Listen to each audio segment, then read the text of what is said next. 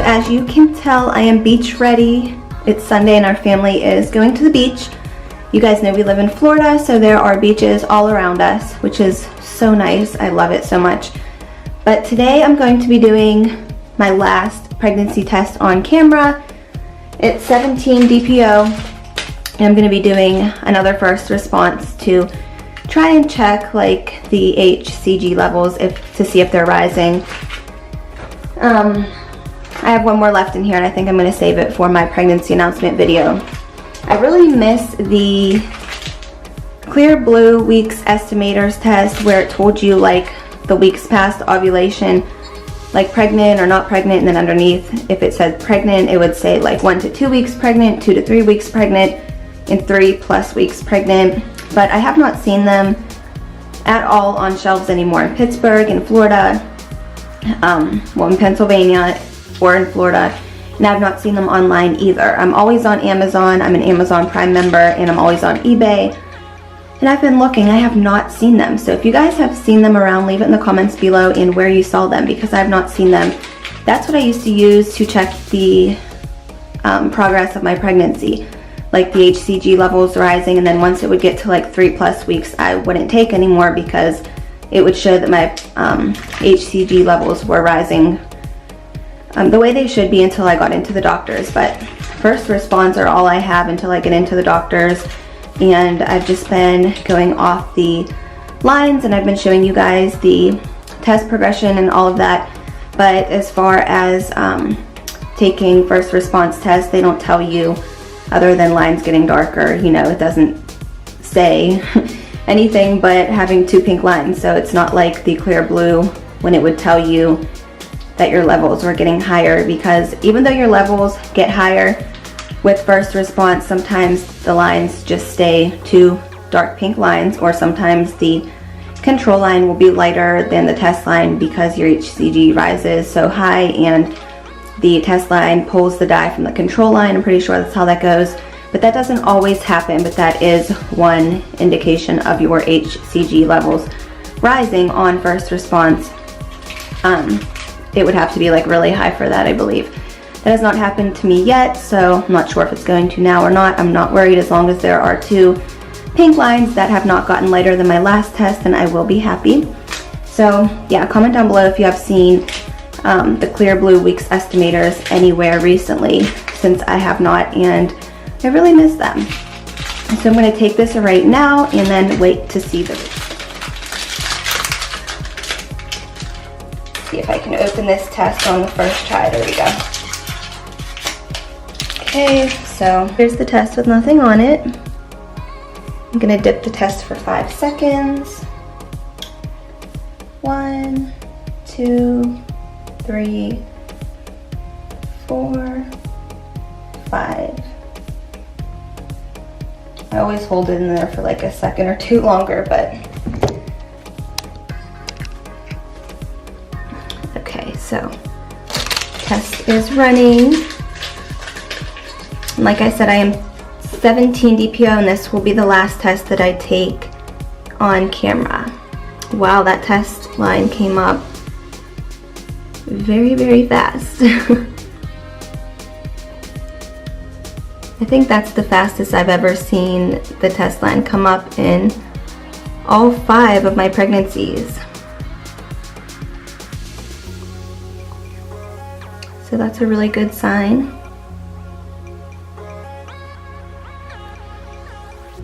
Okay, so I'm gonna let that sit for a minute and talk to you guys a little bit about some symptoms I've been having, other than the ones that I told you before.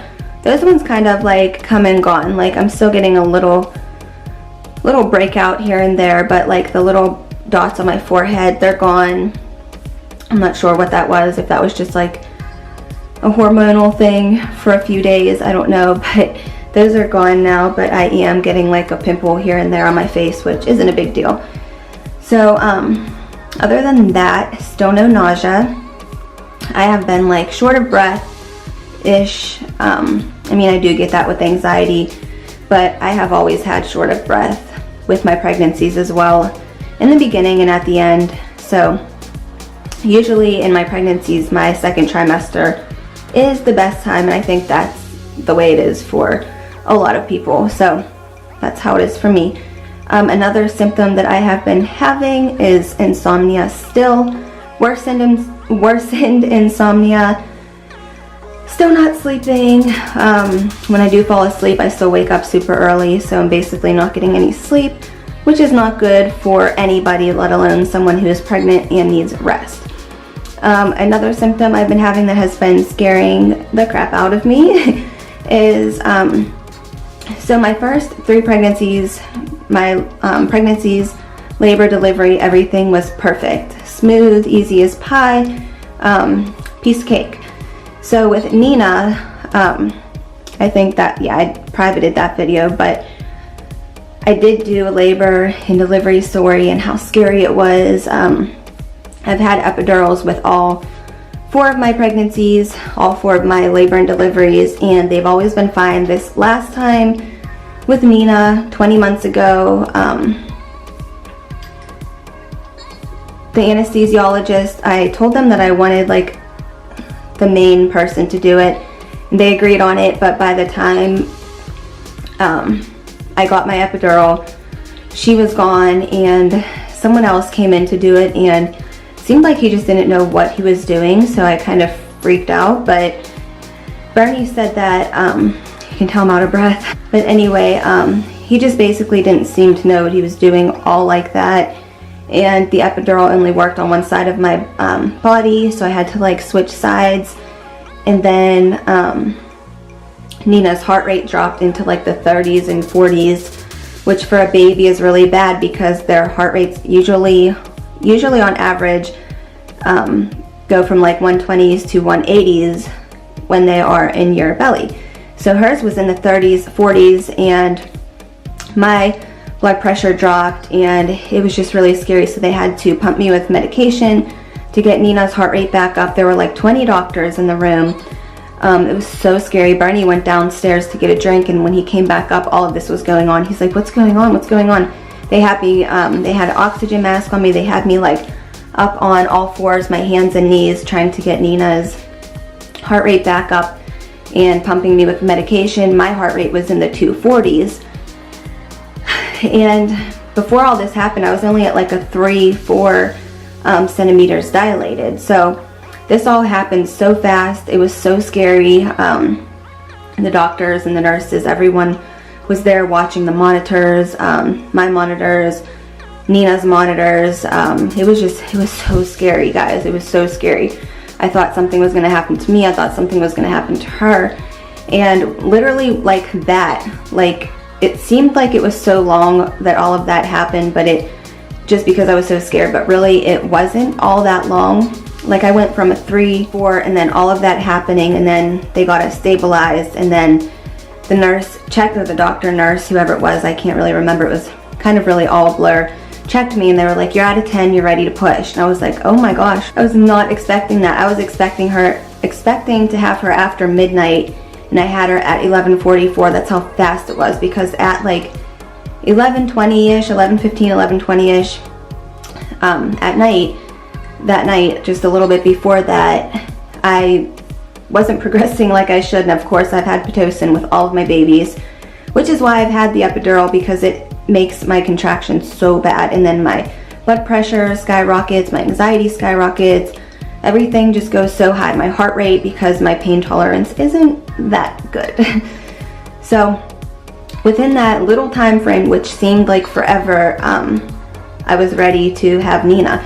So my body went through horrible, like crazy trauma. She pretty much like messed me up. After I had her, I couldn't move. I couldn't hold her for the longest time. I couldn't move my neck. I already have a bad neck from a car accident I was in. I didn't have back problems until then. Like I said, it's 20 months later, which brings me to the symptom that I'm having is that ever since that night that I had Nina, that day, that night, I've had horrible back pain.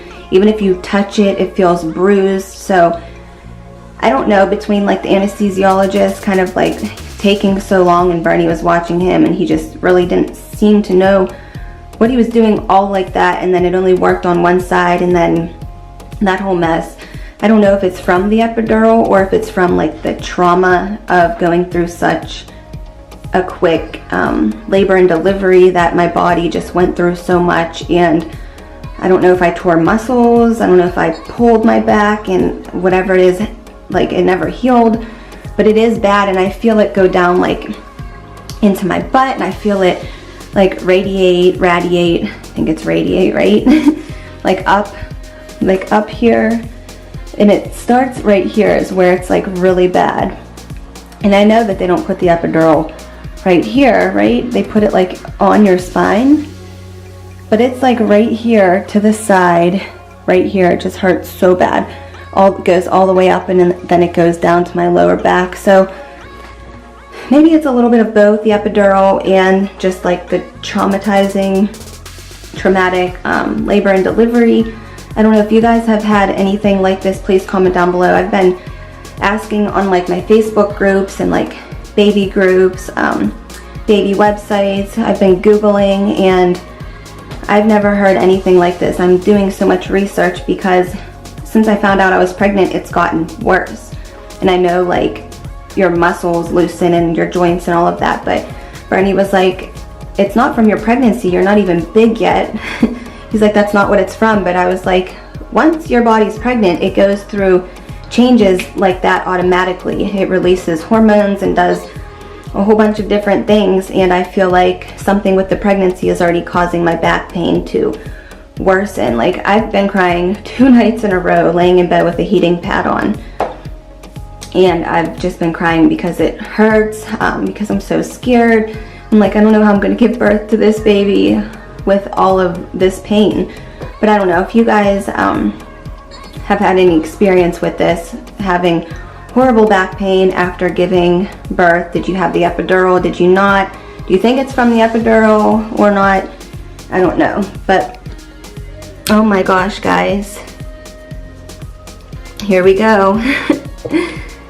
I was hoping for this. Bernie's out there with them, but they're whining. All 4 kids are out there. So just in case you guys heard them, the test line is darker than the control line, guys. Oh my gosh, look at it real quick.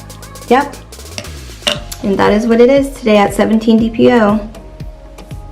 So that means that my HCG is definitely rising, because 2 days ago it was not like this, and I showed you guys that. If you want to go back and look, I don't want to show you guys my old yucky tests. They didn't look too pretty in the last video, so I don't want to show you again, but I do have them, and I am saving them.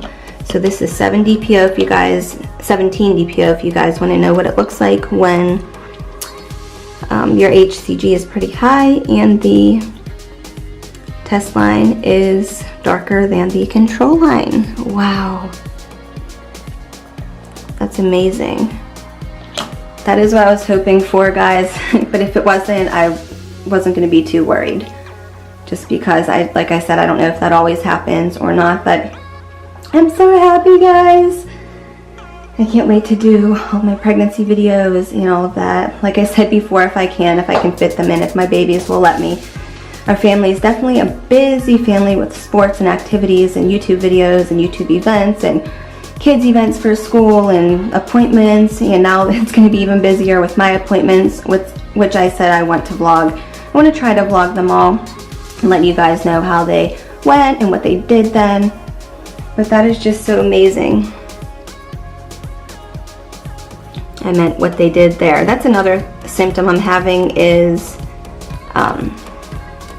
I know what I want to say, but I'm not saying things right. It's like pregnancy brain, like I said in my last video. I always have pregnancy brain, and I feel pregnancy brain again. I'm still dropping things like I said I was doing before. I can't seem to keep anything in my hand, but that's okay. I'll definitely get over it. But guys, I'm so happy it is darker than the control line. I was hoping but wasn't expecting because I did not want to be let down. So happy. Okay guys, my family's probably like, what is she doing? That's probably why the babies were crying. Like, I'm dressed, I'm ready to go. What is mom doing? So So we're gonna go to the beach now. Thank you guys so much for watching. Make sure you hit that subscribe button if you want to follow my journey and my other videos. Make sure to give this video a thumbs up. Check out Mommy of 3XO, which is our other family channel. And comment down below if you have ever had a test line darker than the control line. And also comment down below if you have seen the clear blue weeks estimators out recently, since I haven't. And I will see you guys on my next video. Bye!